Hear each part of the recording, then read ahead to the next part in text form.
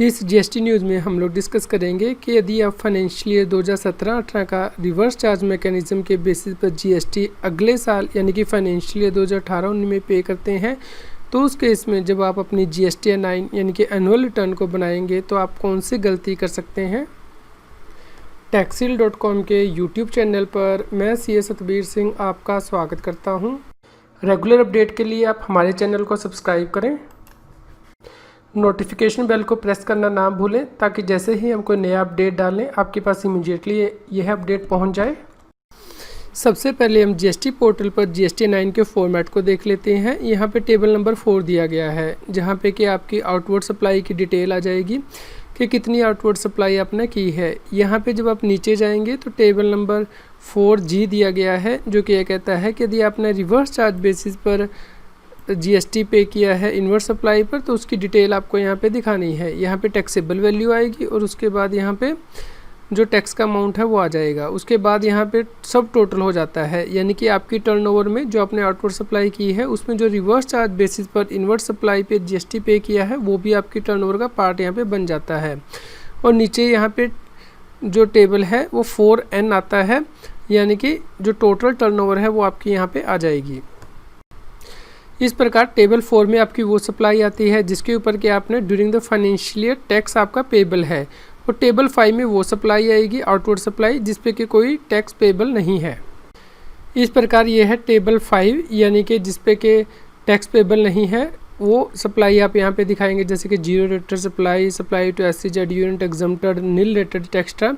यहाँ पे नीचे टेबल 5N आएगा जहाँ पे कि 4N में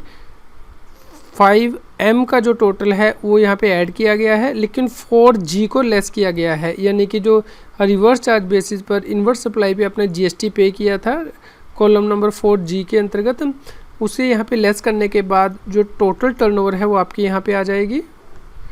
उसके बाद जीएसटी 9 में टेबल नंबर 10, 11, 12 और 13 दिए गए हैं, यानी कि यदि आपने पिछले फाइनेंशियल ईयर की ट्रांजैक्शन को अगले फाइनेंशियल ईयर में रिपोर्ट किया है, यानी कि फाइनेंशियल जो 17-18 की ट्रांजैक्शन आप अगले फाइनेंशियल ईयर में रिपोर्ट करते हैं तो आपको डिटेल यहाँ पे दिखानी है।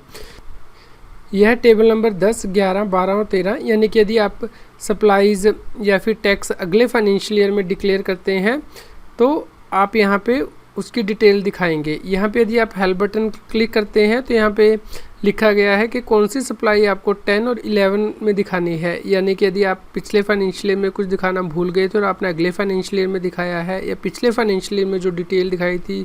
उसे आपने अगले फाइनेंशियल ईयर में अमेंड किया है जीएसटी 1 के टेबल 9A, 9B और 9C में, तो उसकी डिटेल आपको यहाँ पे दिखानी है। यह है जीएसटी 1 का टेबल नंबर 9, यानी कि यदि आपने टेबल नंबर 4, 5 और 6 से रिलेटेड कोई अमेंडमेंट की है तो आपको यहाँ पे ये अमेंडमेंट करनी है।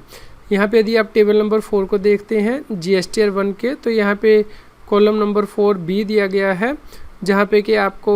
रिवर्स चार्ज बेसिस पर यदि आपने जीएसटी पे किया है तो उस सप्लाई की डिटेल आपको यहाँ पे दिखानी है। इस प्रकार यदि आपने ये डिटेल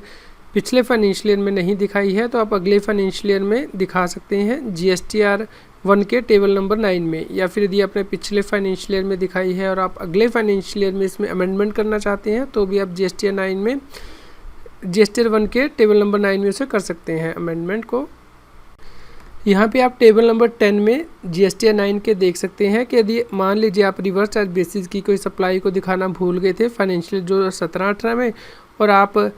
जीएसटी 1 में उसे दिखाते हैं 2018-19 में, तो उस केस में आपको यहाँ पे टैक्सेबल वैल्यू भी एंटर करनी पड़ेगी और उसके बाद जितना अमाउंट आपने पे किया है अमेंडमेंट के द्वारा जीएसटी 1 में तो उसका अमाउंट आप यहाँ पे दिखाएंगे। मान लीजिए आप यहाँ पे ये अमाउंट एंटर कर देते हैं तो अब आप यहाँ पे देखेंगे कि आपकी जो टोटल टर्नओवर है वो यहाँ पे बढ़ गई है, जबकि ये आपकी टर्नओवर नहीं है क्योंकि ये तो